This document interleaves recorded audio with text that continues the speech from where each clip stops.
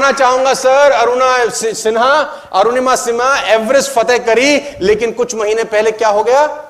Train से फेंक दिया गया। कौन खेल खेल रहा है जानते हैं?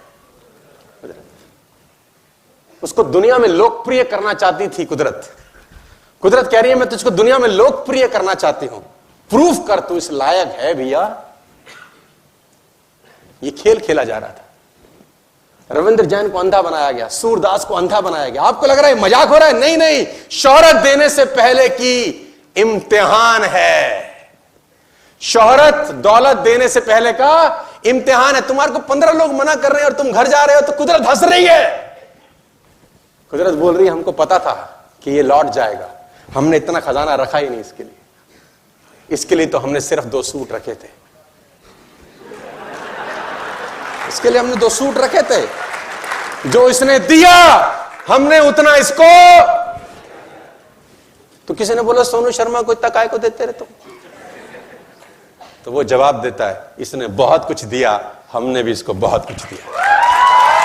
इसने बहुत कुछ दिया, हमने इसको बहुत कुछ दिया। और मैं आपको बताना चाहूंगा, अगर एक बार आप कुदरत से जंग लड़ लो और जीत जाओ, कुछ समय के बाद ये कुदरत सहयोगी हो जाती है तुम्हारी। यही कुदरत जो तुम्हारे आगे परेशानी खड़ी करती है, एक दिन यही सपोर्ट में आके तुम्हारे खड़े हो जाएगी। और अगर कोई अड़ंगी डालेगा भी सही तो पैर उठा के फेंक देगी बाहर। फिर पहले विरोध करेगी, फिर सपोर्ट करेगी। आपको क्या लगता है सर, सारा खेल कुदरत का है? राम जी को आपको क्या लगता है सर, सारा खेल कुदरत का है? राम जी को राज तिलक हो रहा है, सुबह देखो सुबह राज तिलक हो रहा है।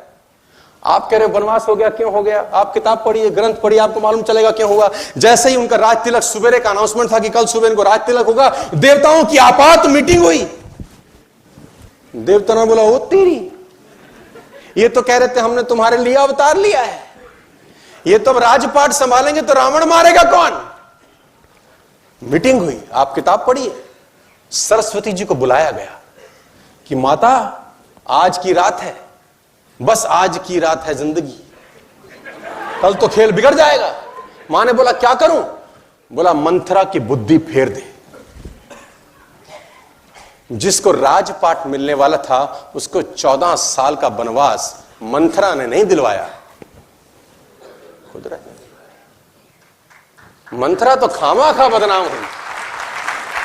सरस्वती आई, मंथरा की बुद्धि फेर के चली गई और कुदरत ने भगवान राम को 14 बरस के लिए वनवास भेज दिया। लेकिन दोस्तों मैं आपको बताना चाहूंगा, यह इम्तिहान हो रहा था कि 14 साल कैसे रहता है, क्योंकि जब अयोध्या में रहे तो युवराज राम रहे और जब 14 साल के बाद लौट के आए तो मर्यादा पुरुषोत्तम भगवान राम बनकर लौट के आए। कुदरत इम्तिहान ले रही है आपका। जितना बड़ा इम्तिहान उतनी बड़ी दोस्तों कीमत तो देनी पड़ेगी, कीमत तो अदा करनी। कहते हैं कुछ लोग सपनों की खातिर अपनों से दूर रहे और कुछ लोग अपनों की खातिर सपनों से दूर रहे। कुछ सपनों की खातिर अपनों से दूर रहे, कुछ अपनों की खातिर सपनों से दूर रहे। मैं आपको बताना चाहूंगा, कुदरत आपकी मेहनत का एक जर्रा भी जाया नहीं करेगी। एक जर्रा भी आपकी मेहनत का जाया नहीं होता कभी भी जिंदगी में, बशर्ते आप उसको नियमित करते रहें, नियमित तौर पे करते रहें। और कीमत तो अदा करनी पड़ेगी। आज कीमत अदा कर दो, जिंदगी भर ऐश करो, या आज ऐश करके जिंदगी भर साला उसकी कीमत चुकाते रहना। कीमत तो अदा करनी पड़ेगी। You have to pay the price to become a successful human being. आपको रोज कुछ ना कुछ कीमत अदा करनी पड़ेगी। ये इतना आसान होता तो सब ना कर लेते। मैं फिर कह रहा हूं आपसे, बात समझ में आ रही है तो बोलिए हाँ। Are you getting my point?